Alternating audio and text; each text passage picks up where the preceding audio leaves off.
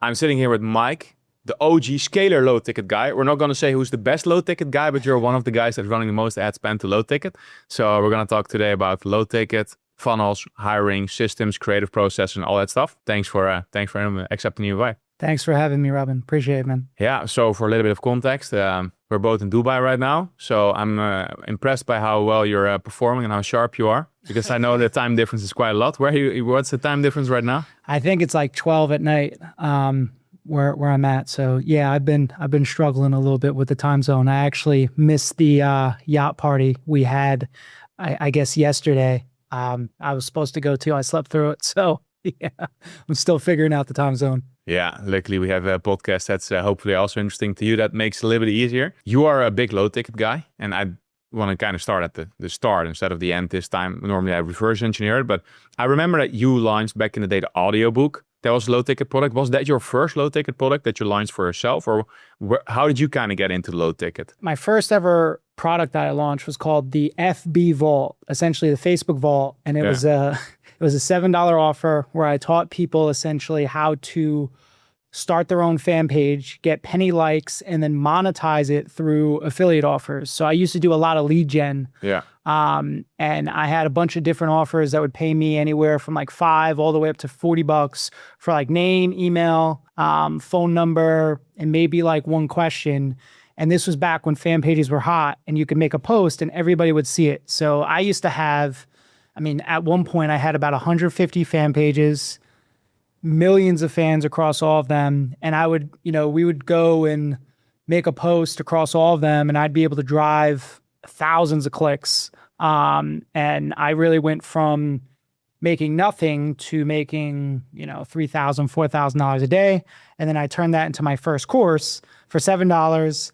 And then I had all of these different upsells that were all recurring and didn't know what chargebacks were. Oh, sick. So I really did well with solo ads. And then I used to run with a couple big publishers, Brian Littman. I don't know if you know the Littman Bros. Heard about him, don't know him. Yeah. But I did a lot of drops with them. So I got to the point where we're at like 400,000 a month in recurring. 400,000. Yes, but so the funnel I had was crazy. And this was back when Digital Marketer used to do their newsletters. So how long was this ago? When did you launch your first ad for the $7 This was product? 2013. 2013. So let me actually, before we go on all the strategy, like how did you come up with the idea to launch low ticket? Did you learn it from somebody else? Did you just see other people doing it? So I know Digital Marketer, they were very heavy on the $7 offer. So I was like a big proponent. I read all of their like newsletters. They were very tactical and all of that. So I know their whole thing was like, hey, get them in on the $7 offer and then, just upsell them. So I was like, hey, if I could run a $7 offer, and then like my first upsell was $297 a month. Then I did a free trial. $297. You went from 7 to 297. What was the conversion rate on that? It was like 10 to 12%. And then I downsold to a 14-day trial that was then $297 a month. The second upsell was $197 a month. And then I downsold to a 14-day trial and then $197 a month. The third upsell was $97 a month. And then I downsold to a 14-day trial that then went into a $97 a month offer. And these were all different levels of like mentorship. And I had a newsletter. And, I didn't know anything about merchant accounts. I knew nothing about chargebacks. I didn't really know that much about business opportunity, like the whole niche. Yeah. And I started, killing it on paper. I think I ran that funnel for a year before I got shut down. So you were running them on Stripe back in the day, or did it? No, I had a merchant account, and I ended up I got TMF'd. So I'm sure you know what the TMF file. For the listeners and the viewers, what happened? So that's the terminated merchant file. It's the match list, and essentially, if you have too many chargebacks, they put you on a list, and you can't get a merchant account. And there's varying levels. People used to tell me like, hey, it's for the rest of your life, or it's 5 years. I'm currently off the match list. I got my own mids and all that. But it was a tough time for me getting essentially I had to let go of all of that recurring income. And I lost my fan pages and I pretty much lost all my money, like all my income in like a 6-month period, which was crazy. That's crazy. But now the nerd comes out of me. So what was your like front end AOV without recurring on that funnel? I mean, I guess I understand you don't know exactly where. Like it's $50, 30. This was so long ago, and I wasn't as analytical then. I would say probably had to be around 100, maybe 120, maybe higher. But that's crazy. But yeah. I think it was probably around the 100 because the $7 really dragged it down, obviously. Yeah. But the CPA was really cheap too. This was that was my next question. Yeah, because most of the traffic I was getting, this was like solo ads. Solo ads converted the best for us. We weren't really able to run it on Facebook just due to compliance. Yeah. So I think most of the time it was anywhere from like 40 to 60 cents a click I was paying. And we ran to a lot of of the Agora newsletters and like these conservative newsletters and all that. So that's insane. So you are like making money like on the front end and then recurring started stacking. Yeah, I was making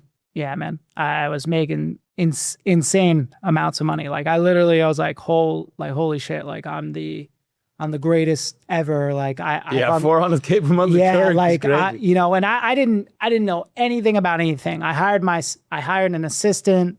I'm 21 years old. I'm making so much money. I went out. I bought a brand new Dodge Viper. I bought a Range Rover. Just being a 21-year-old kid, just being stupid with my money. Yeah. And it's had some painful lessons there. So. Yeah, that's a quite traumatic experience, I guess. After that, all goes down. So that was your first low ticket offer that you launched for yourself. Was the next one the audiobook, or did you launch more in between? So I launched this offer called Partner with Mike B. And the whole premise was around it was teaching affiliate marketing. And then that was anywhere from like $7 to $47. And I tested a whole bunch of different price points. And we would teach people just affiliate marketing. I had live trainings. And then Still the same model, like using the Facebook pages? No. This was just all affiliate marketing training. So I was teaching Facebook ads. I was teaching solo ads. And then this was really my first foray into like high ticket. Yeah. So we sold a $5,800 consulting program on the back of that. Yeah, it struggled. The issue was I sucked at sales. I didn't really know. I wasn't great at sales. And the other issue was we would get so many people on payment plans. We used to use this financing company like UGA Finance. We would sign, I think, like 30 or 40 grand in total contract value. And then from there, we would collect, I don't know, maybe 6-7 grand up front. Yeah. And the issue was most of these people they wouldn't make their payments. They weren't the greatest fits. It didn't matter the trainings that, like, I literally did a training every single week. Maybe I'd get 10% of these people to come and just, so yeah, that was pretty much a failure from there. The front end was okay. It was more so like the back end, like, we were profitable on paper, but like we didn't collect enough, and it did not go well. Got it. I mean, you did that shit with your own money, so really what it feels like. Or did you have a partner with that? No. All my own money. Everything has always been my own money. Like obviously leveraging credit cards, which kind of leads me to like my next point of I went from making all this money, essentially becoming a millionaire at 21, 22, and then I actually. Because I lost the fan pages, and then I lost the, income from my course, and then the Partner with Mike B thing, I think I ran for like 2 or 3 years. And then like that was a failure. I ended up being in like $152,000 in credit card debt. And you mean credit card debt, or your net worth was like 100? No, credit card debt. So that was like you sold all your cars, all your stuff, and it was still like... Correct. Damn. Because the issue was... I was closing these deals on the back end, and I was like, hey, cool. I spent 20 this month. I made 40. Really, I spent 20 and maybe I got, I don't know, 12 back, 15 back. And then, the rest of the payment plans didn't come through.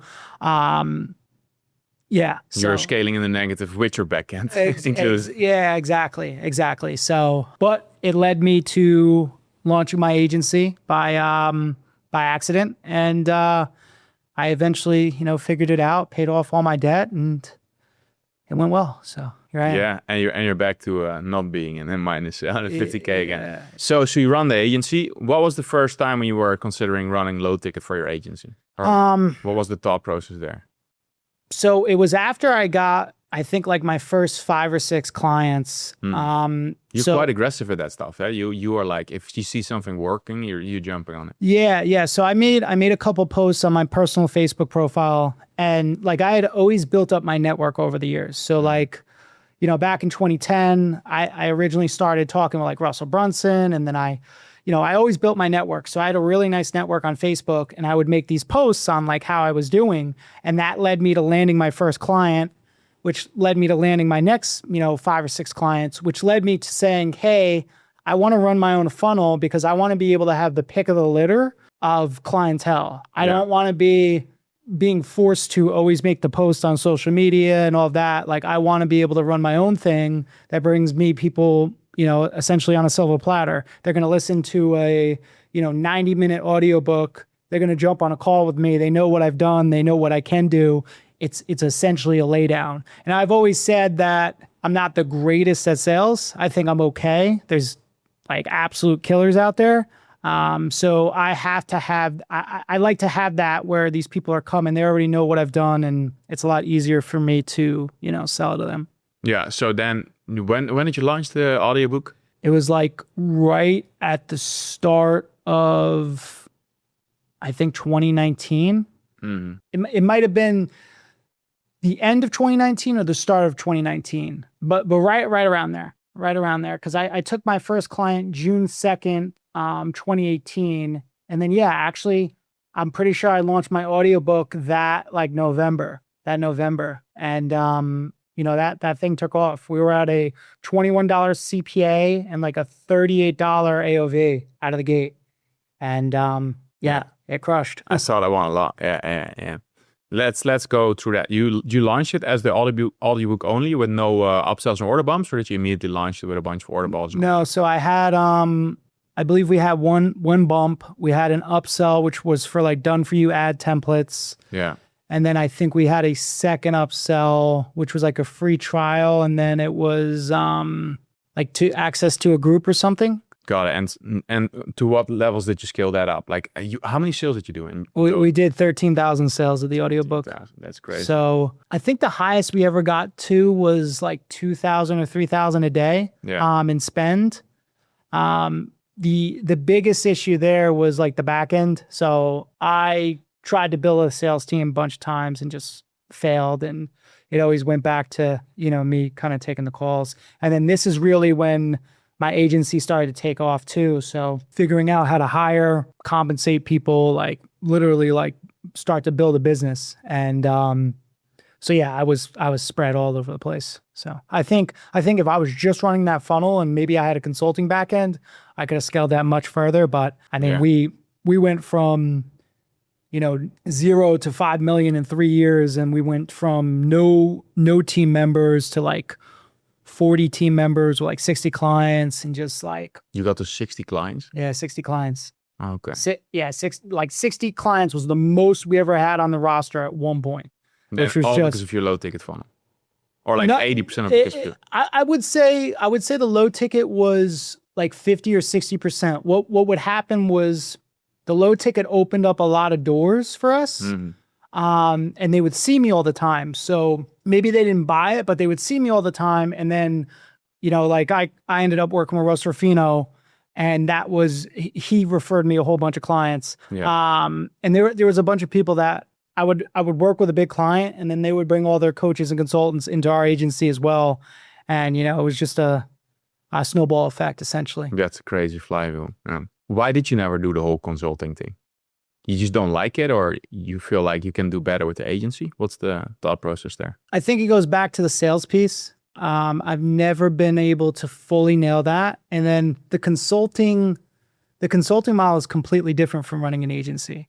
So like it's two separate businesses. Like the agency, like to run a good agency, it's really, really hard. And you really have to go deep down the rabbit hole of like every little piece, like from the creative strategist to the, client success ops manager, for your own operations manager, to building out growth paths for your media buyers, for your copywriters. And there's just so much that you have to do and have to be good at that I never really had the time to build out the consulting. And like I do consulting, but it's more like one-on-one. Like I don't have a fully built out like consulting program for people. What we're trying to do more now is the publishing model like you do, where, you know, someone's already good at that. They already have a consulting program and we could kind of just build things out for them, build out the funnel, run their ads, all that. Yeah. So you think in the long term, you will make more money by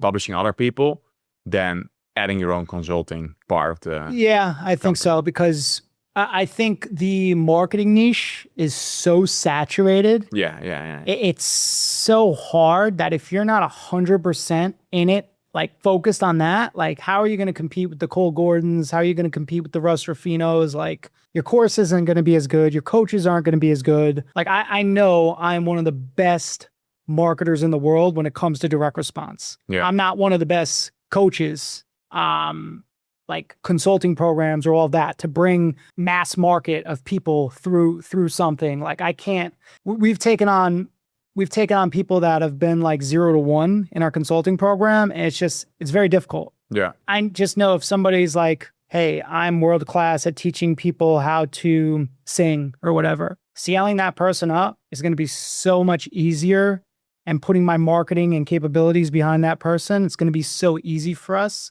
versus like, hey, I got to go compete with Cole Gordon. I got to go compete with like, who else? Like Charlie Morgan, like these guys, like that's all they do. So it's just, it's a much tougher task. And I'd rather go into niches where you're not competing with the Cole Gordons. You're not competing with these world-class marketers. You're competing with, you know, mom and pops. Yeah, and I guess also the sales part comes into play, because what's really impressive about Cole Gordon is that he knows sales and marketing. Yep. Right. So you cannot just offer marketing like you mentioned before, because if people are not closing the high ticket deals, then they're not really gonna get there. That makes total sense. So that was the audiobook. At some point you shut it down, or it kind of stopped working, or how did you transition from the audiobook to what you're doing now? Yeah. So the audiobook, I think, stopped working like end of 2022, 2023. Mm-hmm. Yeah, the CPAs just kept going up. Eventually got to the point where the CPAs were like $100, $120. And, you know, the AOV, I think the highest I ever got it to was like $40, $45. You know, it's tough on a $2 audiobook. Yeah. So we stopped running it. We ran a call funnel for a very long time, a bunch of different call funnels. And ultimately it's probably, well, no, I wouldn't say probably. It was a mistake because, like I said, like my strengths, I wouldn't say is really in sales. I think I'm decent at sales and I'm good at the agency sale. But the biggest issue is you get a lot of people in the call funnel that aren't a great fit for the agency. Yeah. So we would turn down like 80 to 90% of people. And when you have a salesperson, they're not fun. Yeah. Like they're not able to make enough money. So if they can't make enough money, you know, you're just constantly turning over salespeople. And it becomes this game of, hey, I'm going to spend $20,000 to $30,000 a month to fill this new sales reps calendar. They're going to have to take, you know, 30 to 40 at bats before they kind of get good. They're going to maybe they'll close a couple. Then the second month, if they haven't closed anything, they're already starting to say, I don't know if it's that great. You're spending another 20 to 30 to fill their calendar again. And if they haven't closed enough, if they don't see a path to $10,000 a month, you burn through that sales rep and you're back on the treadmill again. And you've just literally spent $60,000. Maybe you got half of it back, but you just burned a sales rep and now you got to go through the process again. So, you know, with low ticket, what I really like is you're liquidating so much spend where it's not that big of a deal. You have a bad month, you spend 30, if you bring back 20, and the sales rep only closes 1, at least you break even. You spend 30 on a call funnel, you don't close anything, you're out because, you know, we pay a base to our salespeople. You're out the sales reps base, you're out that 30K, plus all the time I had to spend, you know, training the sales rep and all of that. So, you know, we ran the call funnel for like 2 years, ups and downs, just never really scaled. Yeah. And then we launched our low ticket, this hedge fund acquisition engine in October. And it's been good. It's been good. And we're in one of the most competitive niches there is, you know, B2B.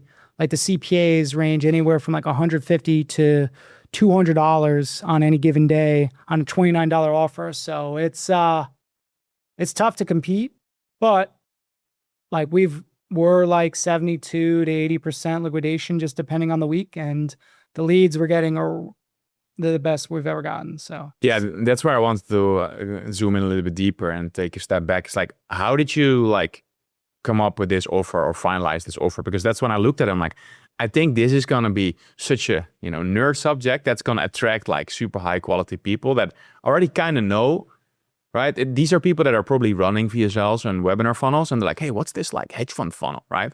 Well, maybe somebody who's just getting started, like, what the heck, you know what I mean? So how did you come up with like this whole angle, and also just what did you do in terms of like offer and like packaging to attract those people? What was your thought process there? yeah, so it took me way too long to put this whole thing together. It took me like a year. Okay. And that's just because I have ADHD to the max. So I would kept going back and like fixing the slides and changing this. But the whole angle came around like this concept of velocity of capital return. And, if you kind of look at a lot of hedge funds, they're not focused on like, hey, in 30 to 45 days, I want to have this huge return. It's like, hey, how can I hit singles? How can I get a return every single day, protect my investors' money, and keep recycling that capital? And I wouldn't, that's not every single hedge fund, but I was like, hey, this is a unique angle. And I know from, we run so many different funnels. We run a lot of call funnels, webinar funnels. And I wanted to bridge the gap between like, hey, this low ticket and hedge funds, and like, hey, why don't you operate like a hedge fund, focus on liquidation and velocity of capital return instead of like this big home run return that you might not get with call funnels. So I figured it was a unique angle, and it's done pretty good. And if you compare that to like the other funnel models, like what you said, the VSL and the webinar, did you feel like, hey, I'm one of the few guys who's actually running low ticket, or I'm one of the few guys who's actually running up low ticket to a decent amount of spend? What was the process there in terms of like that specific funnel? Did you feel that was a good opportunity because people are kind of getting burned out from the whole VSL and webinar funnel thing? Or yeah, I think the one thing is, I know from scaling so many low ticket funnels, first off, there's a ramp timeline. yeah. So I think I went very deep into that, and I understand that ramp timeline and exactly what to work on at each step. Hey, month one, here's what you need to do on your front end for your upsell one. Here's where you need to be for your AOV. And I really understand the economics of it. So that's where I think I have a big advantage over a lot of people. They don't understand that piece. And we've scaled just so many low ticket funnels over the years that I kind of just, I know what it takes. I know how many creative concepts you really need. I know where you need to be liquidation wise. I know where you need to be for the back end. So I'm able to model a lot of this out in a forecast and say, hey, here's where we need to hit. Okay, cool. Upsell one's only at 9%. We have a 197.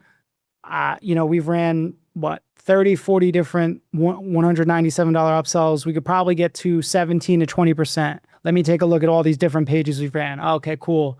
Let's add this. Let's fix this upsell, blah, blah, blah. We'll roll it out again. Cool. Now we're at like 16%. So I know where the targets actually have to be in order to hit the forecasted AOV that allows us to liquidate enough spend to scale. Is that also something your agency helps with, like optimizing the upsell page and all that kind of stuff? So we have two different models that we work on. We do ads plus creatives, which is where we're just running the ads, we're doing all the creatives. And then we have a full service model where we'll build out the funnel, we'll do all the emails and all of that. On the ads plus creatives, we are usually doing, so we just call them needle movers. Yeah. And we're doing this every single month as part of our forecasting and target setting process. And we'll usually do like 2 or 3 needle movers. And this is based upon a forecast of what we want to hit. So it's like, hey, client wants to get to $500,000 this month. We spent 100 last month. We did 200,000 in revenue.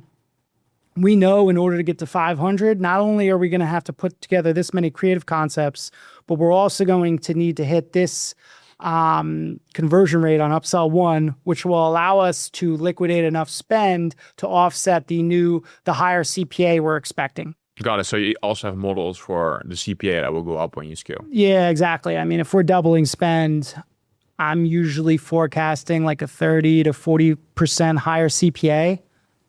Just as a given. Sometimes it doesn't happen like that. It's better to be prepared. Yeah, exactly. And so we know like, hey, where are we not hitting our mark in the funnel? And then we have, and we're doing it based upon like a projected revenue increase. So like I've really taught my team like, hey, if this is the number one needle mover, is it something we could actually, do in the 30 days? Is it easy to do? And if we actually hit that mark, if it's a winning split test, what do we expect over the next year? Okay, well, we expect, based upon this level of traffic, it'll make us an extra $700,000. And then we kind of look at all the different ideas that we've come up with, and we're able to kind of rice score it. Got it. So, but you like, even with your like agency offer, you do like one like zero thing per month kind of, or like 2 to 3 usually. 2 to 3, okay. 2 to so 3. That might be an upsell and an order bump, or correct, and maybe some even like whatever the pop-in opt-in box to see if you can get more emails. And then it really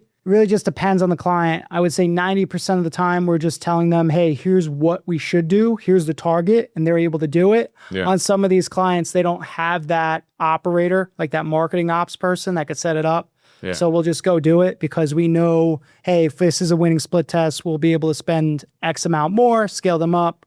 We're going to make, this amount of money. Got it. Let's go over a hypothetical case, which is not so hypothetical, but we're not gonna share the funnel or the. I mean, we can talk about it's a BizUp funnel. Let's say you're spending 10K per day, and this is kind of like 60-70% Facebook. That the rest is Google. CPA is around $80. Let's say you want to double that, go from 300K to 600K per month in spend. What do you think will happen kind of in terms of the CPA? From 80, will it go up to like 110 or something? Or what are you thinking about? And the split is 30-70 between Facebook and YouTube? Yeah, mainly on Facebook, yeah. And you're at an $80 CPA right now? Yeah, I would expect if YouTube is strong enough on the creative side, you could stay there. On Facebook, I would expect you to go up probably 30-40%, maybe even to 130 on the CPA. Yeah, got it. So in your case, you'd be like, hey, let's try to push YouTube first because you're not spending that much there. Probably can keep the CPA at around 80 to 90 to 100. And then that should probably get you up to like 400 or 500. And then you can push a little bit more on both. And then you'll probably start hitting that 100 to 120 range. Correct. Yep. Okay. Got it. I mean, you mentioned something really interesting, which is, like the numbers. And I also watched your talk that you did for Eddie at Eddie's event recently. And there you mentioned that there's this whole ramp up process. Is that something you also communicate during your sales calls with your agency or partners? And is that also why you can attract like a high quality of like buyer / partner, because it's like they know that this is not going to be like first 30 days we're going to hit it. How do you deal with that? Like, how do you communicate about that? Yeah, so specifically for the low ticket. Yeah, for the low ticket, if they're bringing me a brand new low ticket and it's theirs, they've kind of built it out. I'm educating them and I'm saying like, hey, here's what to expect. It's a 6-month ramp, and then we're really just going off forecasts. And it's like, hey, here's where we expect to be. And we're tracking and we're going over that every single week with the client. So it's like, hey, we forecasted a 40% liquidation rate in month 1. Yeah. And if we're hitting that and we've agreed to that with the client, they should understand that. Like, hey, we're at 40%. Yeah. That's going to be month 1. If we're there, we're good. Hey, month 2, we're going to be looking to get about to 55 to 60%. Here's what we need to do. Upsell 1, we forecasted to be at 20%. It's only at 9%. It's only at 10%. We need to double that. Here's some of the things that we could actually do. Are you good with that? Oh, yeah, you are. And cool. And we're just obviously modeling it out and figuring out what is each root constraint that we need to fix, because there's so many different things. So like, I'll give you an example. We have a funnel with a decently well-known name in our space, 8-figure guy. And the front end conversion rate was half of where it needed to be. And I told him, I was like, hey, listen, dude, no matter what we do on the media buying side, we're not going to be able to deal with this front end conversion rate. So it doesn't matter if it's with us. I don't care if you go and hire another agency. We have to fix this. So you have to, like, we need another VSL. So he went out, he hired Peter Kell. I'm sure you know, you've seen Peter. Yeah. And we double the conversion rate. And like, those are the things, like, you have to understand, like, hey, where do you actually need to be on the front end? Where you need to be on the bump offer? Where do you need to be on the first upsell? And it's a process. Like, you might roll out 4 or 5 different front end VSLs before you find the winner. And it might take that long to find the winner. And what I've noticed too, so like, we've built a few different low tickets for people. And a lot of the time, if these guys have been spoiled on call funnels, where it's like, hey, month 1, I'm at 4x ROAS, they're not used to the ramp up process and they can't deal with it. And it's very, very difficult on the agency side to do it that way. Even after telling them, like, hey guys, it's going to take 6 months. If you don't want to go through this ramp process, like, I don't want to do that. And like, when I sell, like, if somebody comes to us, they're like, hey, I want to do a low ticket funnel, I'm very hey, listen, dude, it's going to be 6 months. Can you handle that? Month 1 is not going to be a good month. It's going to be one of the worst months. Yeah. You have a 10% chance of getting 100% liquidation. Are you good with that? Yeah, I'm fine. Until you roll it out and maybe we're at 35% liquidation. Okay, cool. We need upsell 1, the product isn't correct. Like, we're just, the product, they don't want the product. You're at a 2% conversion rate. Like, it's not a copy thing. Like, the copy's pretty good. We change the product. Boom. We quadruple the conversion rate. So, yeah. Yeah. So is it mainly people that are already doing quite well with their VSLs and webinars, where they are like stuck at the 500K, maybe $1 million if they have a good offer and a good webinar, then they want to add that as an extra tool to the toolkit box? Or what is I would say we had a good amount of people where their call funnels were fatiguing and they were looking for something else to add into the mix. So we had a guy who was actually at the event that we built out a low ticket funnel for. And I mean, we had brought his call funnel up to about $3 million a month. And we were running him from like 2020 to the end of 2024. And then essentially, costs have gone up, and then he was financing a lot of people on the call funnel. So he had his highest end offer was like a 55K for like a done for you. And the issue was rates had gone up so much on the financing. Most people just weren't getting approved, and in the call funnel, it just really wasn't working for him anymore. So we rolled out this low ticket. Month 1, we were like 45% liquidation rate. On a biz op, it's pretty good. And I think we ran it for like 2 months, and he's just like, oh, this isn't working. The leads aren't good, blah, blah, blah. And then, he shut it down, didn't let the whole timeline go through. And it just didn't work. But a lot of the times now, it's just like, hey, like, the call funnel is just it doesn't work, especially in biz op. Biz op is very difficult to run call funnels in nowadays. Yeah. Are you using like the credit card scoring for that? For a bunch of guys, like the lead fi and all that? No, we haven't. We had it on a couple offers. It was kind of hit and miss. Interesting. So I know on one credit offer, they said it was it was like a 50 to 55% hit rate, because they help people get business funding. Yeah. And they were saying like, hey, like, it said this guy had credit and they were able to get X amount. And then when they actually ran their credit score for real, it like wasn't, like, it was like a 50% shot of being correct. So yeah. Okay. I guess test it like everything else. Now let's go back, because if you launch a low ticket funnel, do you have like a whole like Excel sheet with like all these conversion numbers and also B2C versus B2B? Why I'm asking is also because that's a question I hear a lot, is like, how much ad spend should you start with when you're launching low ticket? And I'm just curious, like, what your whole modeling process is there, and are there difference between B2C and B2B? I know it's a lot of questions, but what's kind of like, how does the modeling process, including the ad spend, look like for different offers? Yeah, so I don't delineate between B2B and B2C. What I'm really looking at is usually the price points. So like, I know from $1 to, let's say, $10, I'm looking for a 10% front end conversion rate. I would say 27 to 47, I'm anywhere from like 3 to 5% on the front end. On 67, we're looking for about 1 to 2%. And then on 97, like that, 77, 87, 97, we're probably looking for about 1 to 1.5%. We've seen some offers at like 2%, but like you remember Sales Mentor from Traffic and Conversion? Yeah. Like they had a home run offer. They were like 1.9% at scale. Also, was that compliant? That was No, it wasn't. So that the conversion rate also goes up. Yeah, exactly. So I'm really looking at it from a price point standpoint. Got it.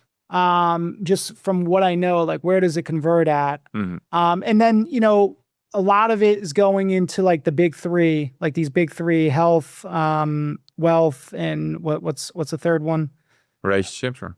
Correct. Yeah. Correct. So I know those are going to have a lot of the same conversion rates versus like, hey, let's say like this one offer, she taught people how to sing. Yeah. Like if we ran a challenge offer for her, you'd get a free opt-in, and then I think the first offer was like $27. It was like a 17% conversion rate because, nobody was competing in this niche and all that. So I'm really modeling it out from what I know from the conversion rates, and then where are the prices that I need to be at. So like for my own offer, we went from $29 to initially $97 on the first upsell.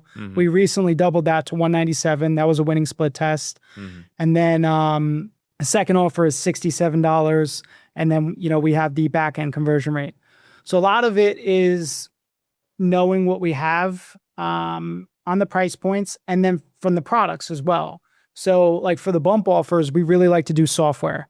If we can sell some type of software on the bump offer, the conversion rates, man, are like 50, 60. We have one offer right now. It's like 72%. And it's like... Order bump conversion you're talking. Correct. And this is a $47 a month software offer where essentially it's like AI and it helps them build out like ads and all of that. And if you put that anywhere else in the funnel, it's not converting at 72%. But we know, we model out like, hey, we think they're going to stick for at least 2.8 months. And we're able to model that out too. Here's where we're going to be 30 days, 60 days, 90 days. If we have on 90 days, we think even on the front end with that recurring, we're going to be break even if we don't close anything on the back end. So we're kind of looking at the different products as well. Cool. We have software. We're going to place it in the bump offer. First upsell is going to be, something done for you, templates, whatever. Second upsell might be more of the same, blah, blah, blah. And then where do we think we're going to be CPA wise? And a lot of that's going to come from, cool, we're thinking we're going to be $7 to $8 on the cost per click. And then we're just modeling it out with Guru. Hey, for my own offer, I knew I was going to have a super high CPA. Like I'm literally I'm trying to get coaches, experts, consultants. I'm running purchase conversion campaigns, and we're talking about B2B. Like your CPMs are pretty high. Yeah, they're insane. I mean, when I run US only for that offer, it's like $200 CPMs. Yeah, that's what I thought, 100 to 200. So we actually run worldwide on that offer, and it does very well. It's crazy because of the offer. I get so many good people from these other, like we have a guy we're about to start working with in Italy who they did like $8 million on their low ticket offer, and it fatigued, and they bought my program. They're like, dude, you're everywhere in Italy. Like you're crushing it. This course is great, blah, blah, blah. So yeah. They are doing it in Italian or in English? Italian. Yeah, cool. Got it. So you have all these numbers. I guess these are just based on averages that you're seeing in all the niches and maybe that you hear from your friends, or how did you calculate all these numbers? Just experience. Yeah. Just over the years, man. Like I know what to expect. Yeah. It would be useful to have this as a freebie. I actually have it in a doc. I have it in a doc. And what actually took me so long to build out the course is because I tried to like write everything down. Yeah. And I tried to do it in like PDF docs. Yeah. And then like I would just go on tangents and I would keep writing, and then like everything was scattered everywhere. So then eventually I built it into slides and all of that. But yeah, I have like module 2 is like in a PDF doc, and like that was I had worst case, average case, and best case. If you go through the course, I have that piece in there. Module 2. Yeah. Yep. Got it. We'll ask the video editor to get that. So, okay, cool. So those are all the conversion rates. Now something I'm really interesting in is like, how do you decide on like sales page versus VSL? Like meaning forced VSL where there's like no price until the price is revealed. And then also, how do you connect that with the ads, right? Because you can always go, especially with a sales page, you can go for like, hey, I'm going to review the price point versus not reviewing the price point. How do you look at that holistically speaking? Because those are the variables I feel like nobody's really talking about it. I kind of look at that from like a offer lead versus indirect lead standpoint. So I go all the way up to $47 for like an AC style page where I have an offer lead. Hey, here's exactly what you're going to get. Yeah. And that's going to convert well. When you start to get to that 67, 77, 87, 97, you got to kind of go indirect, and you have to have that longer VSL where you delay the button. And, usually that's where we're seeing a better conversion rate, better AOVs and all that. So I really look at it as a price point basis. Got it. So you then also, generally speaking, of course, there's exceptions. You would launch with a sales page first if the price point is below 49. Correct. Sometimes even on 47, it might make more sense. But I know, so like I think I'm a decent copywriter. I would say like C level. I'm decent. If you give me a template and all that, like I'm decent.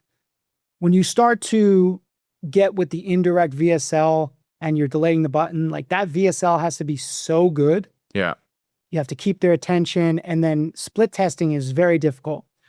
The AC style funnel or the direct offer style, you're able to kind of lay things out, and you don't need as good of a VSL because they're able to scroll through the page, they're able to see what they get and all of that. So I think it also comes down to like, how good of a copywriter do you have? Like if you're an A-level copywriter, like, cool, you might be able to throw together a 30-minute VSL and beat my $27 direct offer page. But if you're an average level copywriter, if you just started 2 years ago and you haven't written a lot of copy, it's probably a lot easier to put together like an offer style lead where you can have the fascination bullet points and all of that. Most people can't put together the 30-minute VSL that's going to sell a $47 to $67 price point where you're going to hit a high enough conversion rate to make the numbers make sense. So that would be my second point. Like if you're not that strong in copy, you probably want a longer sales page where you could have some of the text and use a little bit more of a template. Interesting. So I will give you my philosophy, and I'm curious what you think about it. So just shout out to Time and Tim, and the copywriter who did all the videos, because he is, of course, a G who did that. But like we run a VSL, as you have seen. We have also some sales pages, and my thought process was always like, nobody likes to read anymore. So first of all, video has more scale, right? And then second of all, it's easier to convert people because they consume like that. And then the second part, and this is what I have tested a bunch of AC funnels, which didn't really work that well. But now again, we can blame the copywriter, we can blame the template, we can blame the market. So the other conclusion that I kind of came to, which might be wrong, that's why I'm double checking it with you, is like the sales pages work really well if you have something unique. If you need to really explain, let's say you run the same funnel as Ellen, right? Like get clients with low ticket funnels, right? That's been done so many times, right? That to explain that in a good way on a sales page, that's going to be super hard. So, and then my thought process was, and it's the same with like, let's say if you're in the dog niche, right, where there's a lot of dog trainers, like how can you convey like you being unique on a sales page or like sharing a mechanism? That's super hard pretty much, unless you have great authority, right? Because then you just play that card. Or if you have crazy creatives where you show like crazy dogs turning from really crazy until perfect dogs and all that stuff. So that's where I feel like the sales page is more like if you are in a new niche or you have a really unique concept or like mechanism that nobody else has, I think it works really well. And you can even just do a title, a little video, some bullets, and that's it. So what do you think about it? So for me, my experience is that if you're in a competitive market, the sales page is actually harder because people just click, oh, it's the same, and then they bounce. Well, if you have a video and you do a good hook, then they kind of keep watching. You can kind of trick them step by step. And you could do the same with a sales page, of course, but I'm curious what you just think about what I just said. My whole philosophy is still going back to the copywriting where, so like how long is your average VSL that you're running? Yeah, I would say 15 to 25 minutes. Yeah. Okay. And then you're a copywriter. Tim, correct? You Yeah, just yeah, said- time in Dutch with Tim What, in English. Yeah. what level would you say he is? I mean, he's amazing. Yeah. A level? Like you'd put him up there, like he's one. I mean, that's hard for me to compare because I don't know. He could be A level. I just don't have. But he's at least he's a world-class copywriter. Yeah, I would say so. Okay, Yeah. so my whole thing there is like, if you don't have that world-class copywriter, I just think keeping someone's attention on the VSL is just, it's so hard. Where we've ran pages that are a little bit more direct and they've converted just because the price is lower. They're able to see all the copy. And I just know that they wouldn't be able to keep their attention for a whole long VSL. I think like in these tougher niches, so like BizOp, everything that we run is usually $67. And we have like you know, Mike Gianolis. Yeah. So like Mike G writes a lot of the copy for, you know, these offers that we run. And I mean, he's one of the best BizOp copywriters in the world. Peter Kell, one of the best copywriters in the world. I know like if I wrote a VSL trying to sell a $67 product with just a VSL, I'm probably not going to be able to do it. I know like I'm just not that good of a copywriter. Yeah. Does that kind of answer your question? I guess I just think it goes back to the price point and the copywriter. If you have a really good copywriter, you can make up for the price point and you could probably run a more indirect VSL. If you don't have that good of a copywriter, I think it's tough.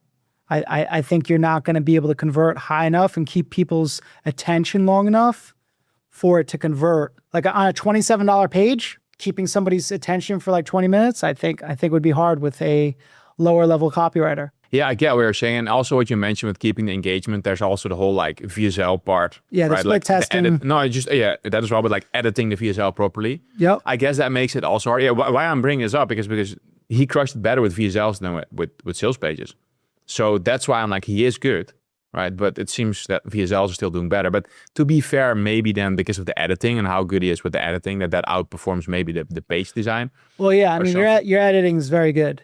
So your editing is very good. That is definitely another piece. Like we had for the client I told you about, Peter Kell wrote the copy and then he sent it over to me, and the editing was not good. And I told him, I was like, dude, this editing, it sucks. It's like, it looks like it was done in like a couple hours. Like it looks like a regular basic, no, it needs, like we need to be cutting every 3 seconds. We need, the B-roll needs to be sharp. Like we're trying to run this funnel to a few $1 million a month, and every percentage point on the conversion rate makes a difference. So then he went back, he re-edited it, and like, I know the difference would have probably been, let's say 50 to 60% difference in a conversion rate just based upon the editing. Like the original editing that they sent over, it was terrible. Like it wouldn't, No, I mean, that's a fair counter argument if you think about how good the copywriter is and the editing that makes the VSL probably more complicated. And then for the split testing too, as well. Like you could split test the leads, but what if the leads don't work? Like, it's tougher to see like on a Hotjar basis, like, hey, what are they actually going through on the VSL? So I think if you're a world-class marketer, you could run that funnel. If you're not that good, maybe you got 2 years worth of experience running an AC funnel. Why do you think there's so many guys that have ran the AC funnel that have been successful? Because it's a much easier funnel to put together. Now we're getting a little bit in the danger zone, because I have hired a lot of people that were recommended from the group that is related to the AC funnel, and the conversion rates are just not there. And so when you say the conversion rates, they were not there in relation to where you needed to be to scale to the level that you felt comfortable. So like your perception, I think, is different because you're a world-class marketer. You've done $100 million in sales versus like a mom and pop person. I think, hey, if they make a couple $100,000, they'd be okay with that. And they're only going to be able to do with that with the AC funnel. They're not, they would probably roll out like a regular VSL and they probably wouldn't convert. Yeah, I would say like if you cannot spend like, let's say 1K per day and liquidate 70 to 80% of your ad spend on an AC funnel, then I'm like, yeah, what's the point? But I guess to your point, if you can spend 300 to 500 a day, you're kind of break evens or maybe a little bit profitable, and then you do some upsells, then you can get to your 300 to 500K a year, and then people are happy. Yep. So I think, you know, me and you were playing a different game, like where we're trying to scale each offer to 8 figures, and you need that level of copywriting, and it works, you know, it works a little bit differently. So yeah, that's fair. I mean, like if I can, like those people, they launch with like 100 to 200 bucks a day, like I would launch at least with 500 a day. Exactly. And if the price point is higher, at least 1,000. So I guess that's fair. That's a big difference. Because they're not going to plunk down, let's say $10,000 for a VSL. Yeah, no, that's true. Or even $5,000. But even I've paid those amounts, 5 to 10K for VSLs or sales page, and they still didn't really do that well. But I guess that's a hiring question. I think we'll talk about that a little bit later in the during the podcast. But that's a fair point. So if you sum it up, yeah, it's like mainly the price point that influences it, and then of course how good your copywriter is, and then the extra complexity of like editing a VSL makes it probably easier if you're getting started through the low ticket funnel with a sales page. But then you're also mentioning that, you know, that might not get you to a certain scale or like the level of the copywriting. So that's, I guess, my last question before we transition into the rest. Like, do you feel that VSL scale a bit better in terms of like spending $1 million a month? That's my goal, to spend $1 million a month on low ticket ads. Like, do you think that at some point you need to get into VSLs for at least a decent amount of the offers to scale and spend $1 million a month? Just a VSL? And versus like an AC funnel? Yeah. So what do you think scales better? Or do you think you will need a VSL at some point to scale better? Because I feel like if you get like the curiosity click and you can convert that, there's just so many more people that will actually click and go through it. But I'm curious what you say. I mean, most of the funnels that, it really depends on the niche too. So like if you're talking about BizOp, yes, I think you need the VSL. And if you're talking about a higher price point, yes. Yeah. If you're talking about, let's say, hey, how do I play tennis better? Mm-hmm. I don't think you need that good of a VSL, because it's that you don't have 600 different competitors there. Yeah. It's like, hey, I could put up a headline, I could put a half different decent VSL, some fascination bullet points, and convert at, you know, on a $27 offer for in the tennis niche, I would be shooting for like a 7 to 8% conversion rate versus like, I wouldn't go with a VSL funnel like that. I would go with like an AC style funnel in that niche. The more competitive niche, yes, I would go with like a curiosity, story-based, unaware stage, longer VSL. But even in the tennis niche, what if you just write a VSL where it's like, this is the undiscovered big toe push strategy that gets the top 10% of the tennis players unconsciously to their level, right? Don't you think if you can make that work, right, where it's like really curiosity driven, like anybody who's interested in travel, whether it's amateurs or professionals, you'll get all those curiosity clicks. If you can convert those at like, let's say the same conversion rate, don't you think that would scale further than it could potentially. I'm a little biased though, because my audiobook funnel also, I mean, it wasn't an AC style funnel because I was before the AC style, but it was more, I took Brunson's template. If we really want to be honest, like Brunson's template was like the OG of that. So I will say this though, my original, the Facebook Vault was just a VSL. I will say this though, I modeled a VSL on ClickBank very, very heavily. Yeah. So I was a terrible copywriter. Yeah. So I went through a bunch of different VSLs and, you know, essentially modeled that. And I think we talked about that years ago, modeling the one VSL. So. Yeah. No, I mean, it's for me and also for the viewers and the listeners, for me, it's not like right or wrong. I just want to give them as much context so they can make the right decision picking the funnel. And I'm more biased towards VSL. I just love video. You know, I think it's great. Yep. And I'm like, YouTube is growing so fast. So I just think everybody needs to go to video at some point. But if there's a faster way now, then like with the tennis offer, run the sales page, you know, don't do the VSL. All right. Before we go into the whole creative process and the hiring process, which you still have a little bit of future pacing here.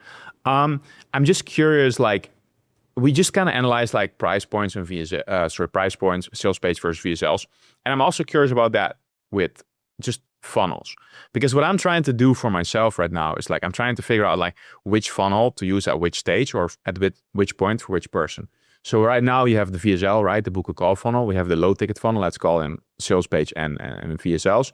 Then you have the live/automated, just the webinar funnel. Then you have the DM ads, which I've never really scaled that much. And then the other one that I think is still quite interesting, which is a bit weird for media buyers, is the Instagram like follower funnel, right?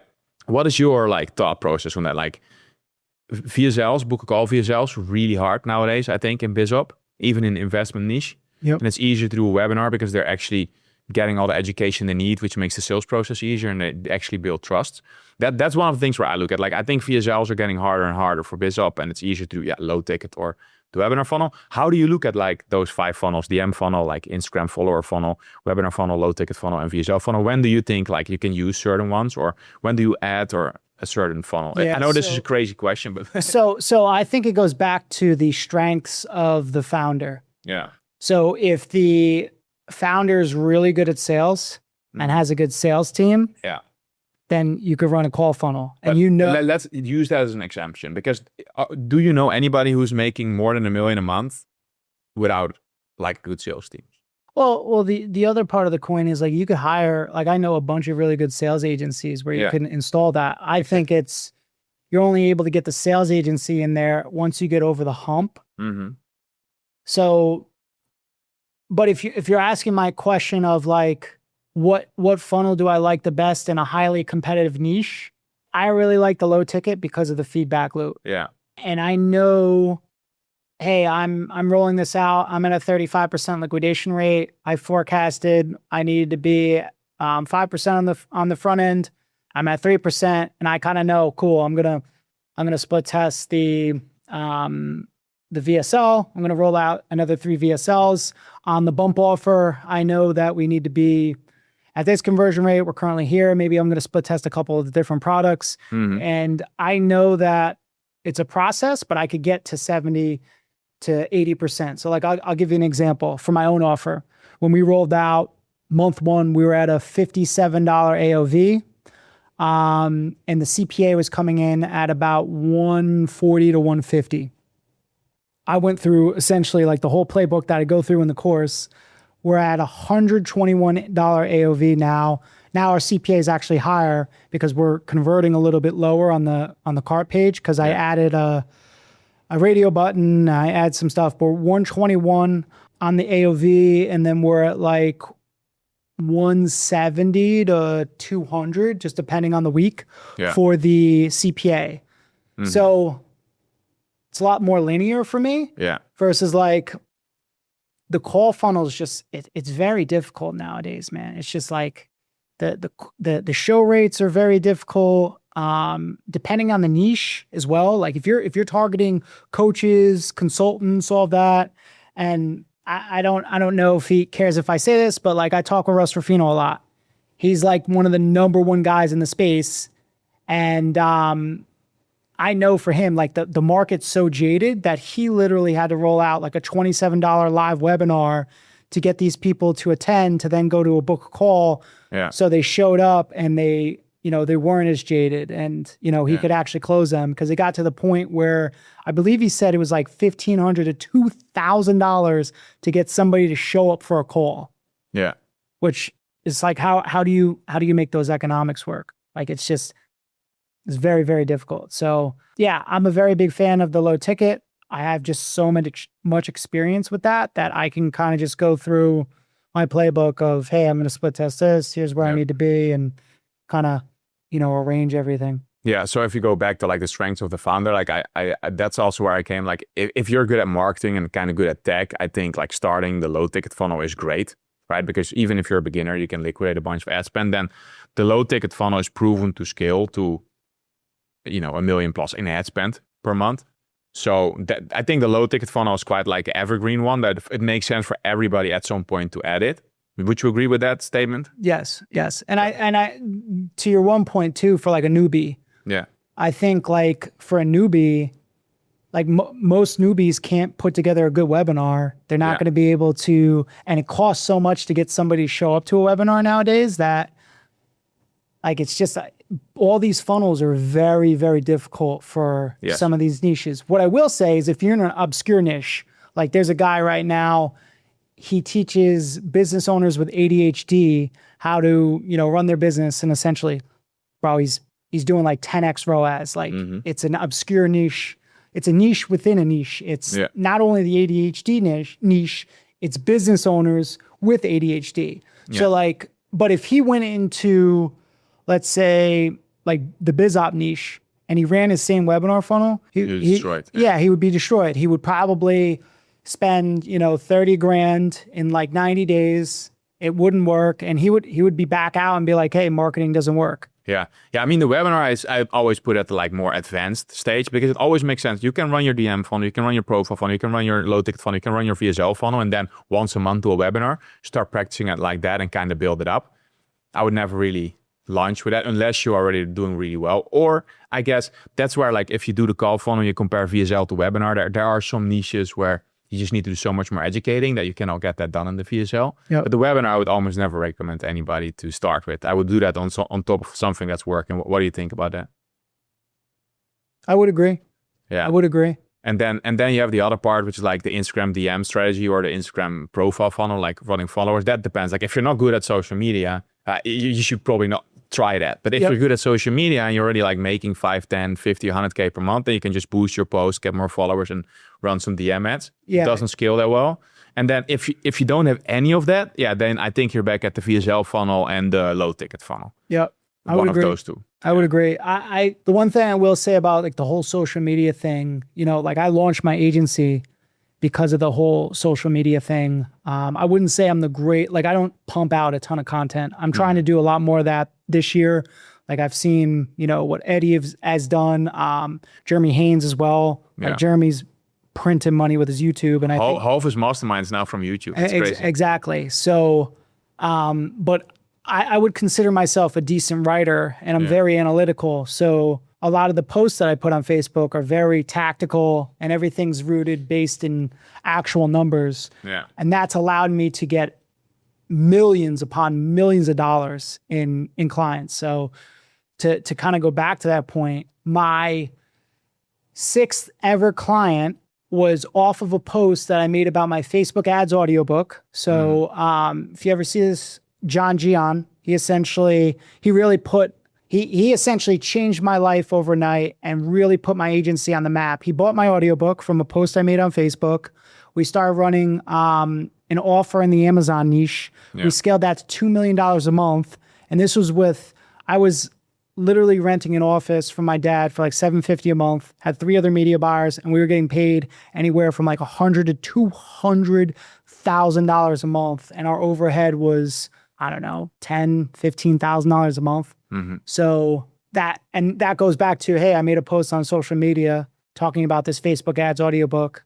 I had somebody that followed me for years.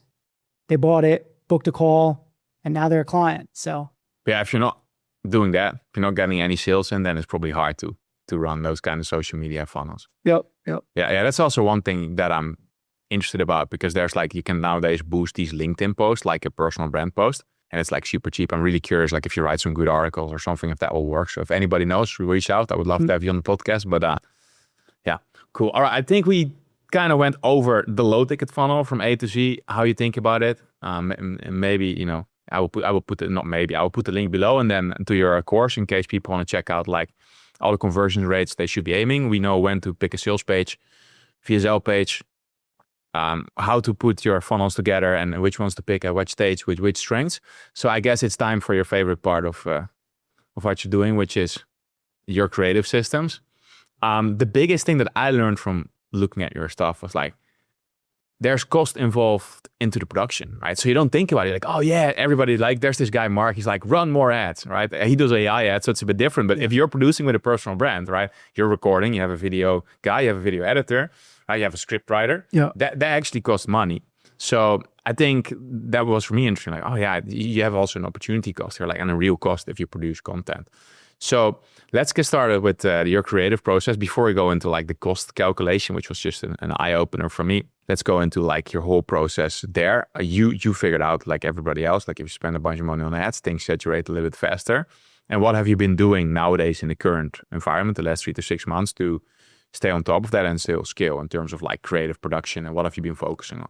Yeah, so let me kind of go, I guess, back to where we started, and like, I guess some of the things there's so much to unpack, but I'll kind of give the high level like overview of what we focused on to really get our numbers in check. So the first thing I really focused on out of the gate was cycle time. How long does it take me from an idea for a concept, to doing the script, sending it over to the client, getting back the raw footage, editing the footage, and launching that ad? Yeah. And if you're not currently tracking that, and you're running an agency or you're a publisher or whatever, it's so important, because it might be taking you like for us, I believe we started out at like 37 days. Yeah. 37 days from an idea to launching a new concept. And this was too, like we had the client success ops manager, we had a lot of pieces in place, and we thought we were decent. And then when I installed that, I was like, okay, like, dude, if it's taken us 37 days to get something launched from an idea, like that's crazy. So I think setting baseline is the most important part. Like, hey, how long is it taking me to cycle from an idea to launch a concept? You need to have definitions on win rates for your creative testing and your scaling. And a lot of people say they do.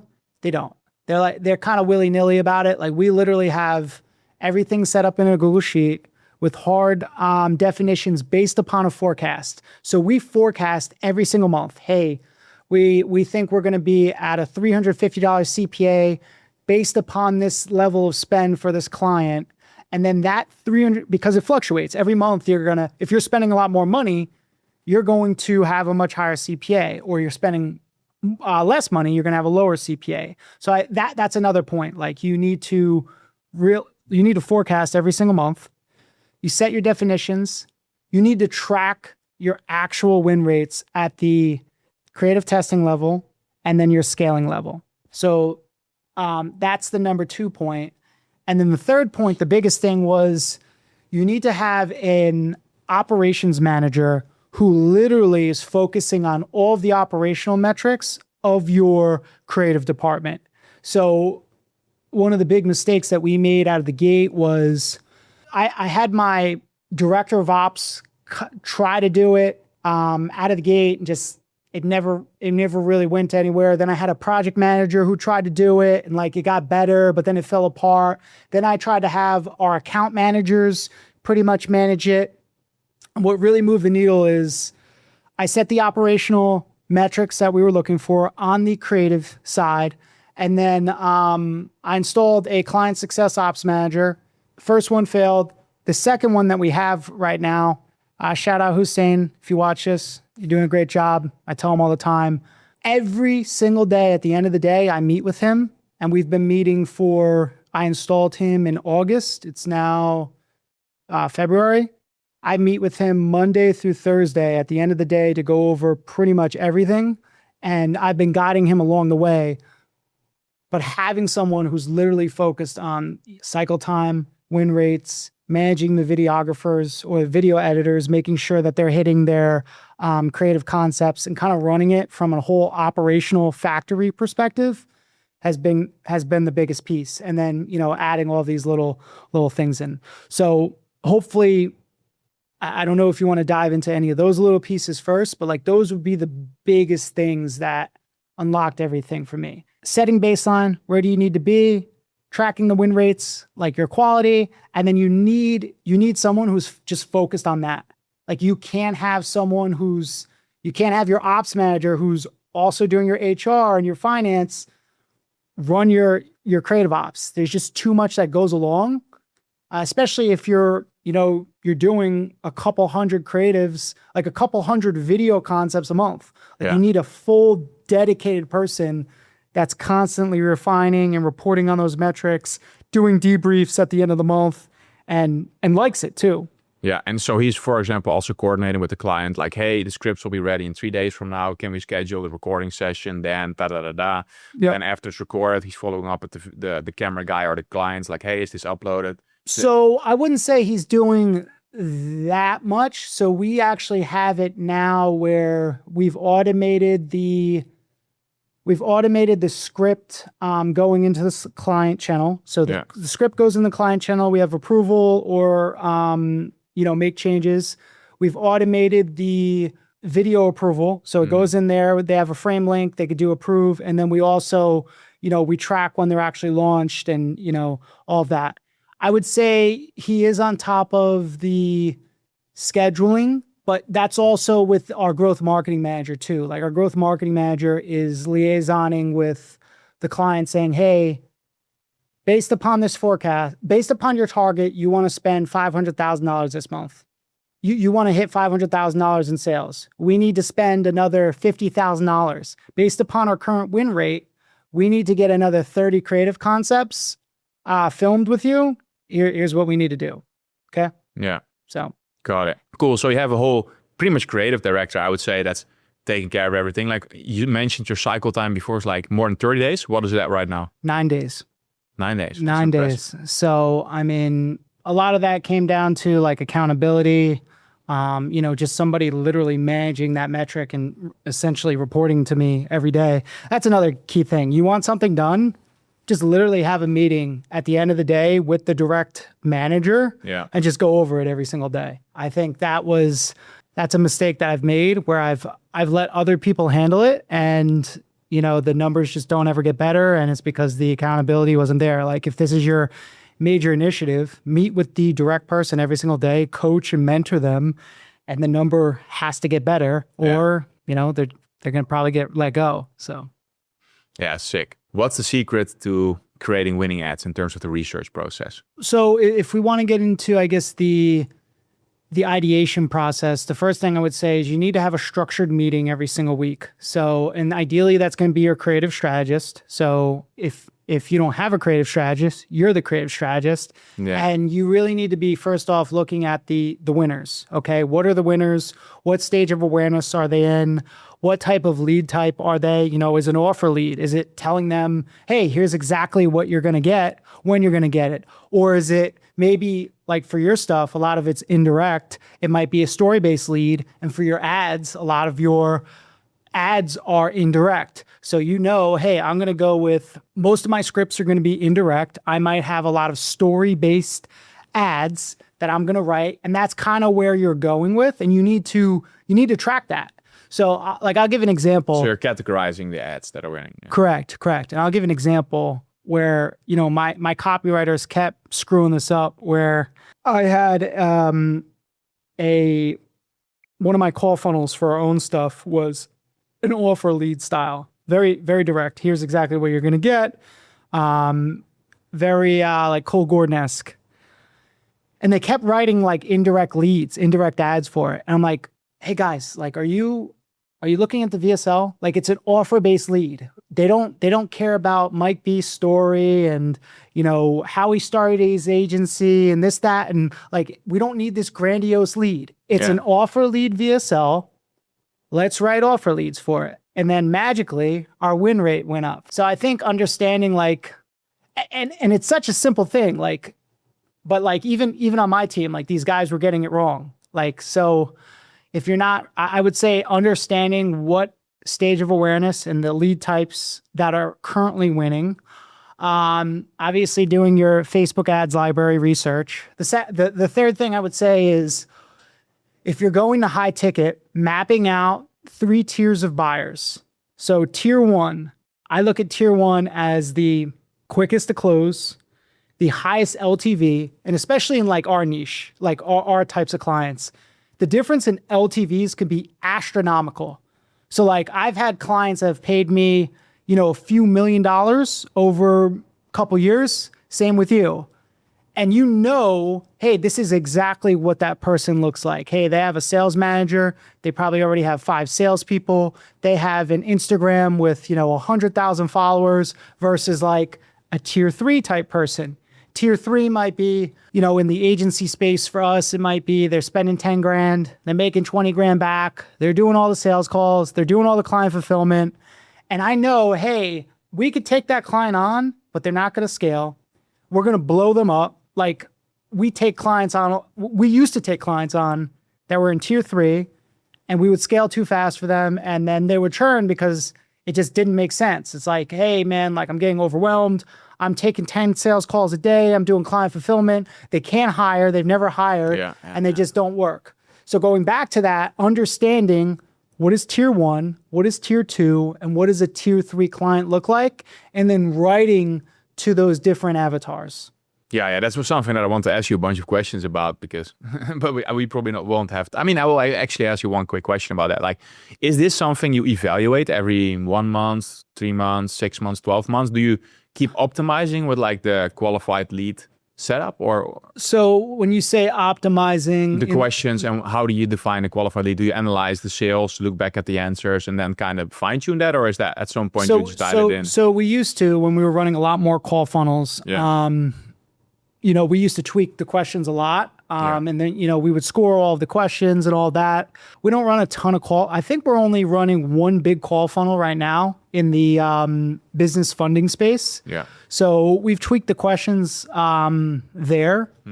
But yeah, I wouldn't say as heavy now. I will give you an example though. So there was an offer we scaled to $1 million a month in the marriage niche. And they didn't allow us to, they're like, hey, we don't want to ask these people their income.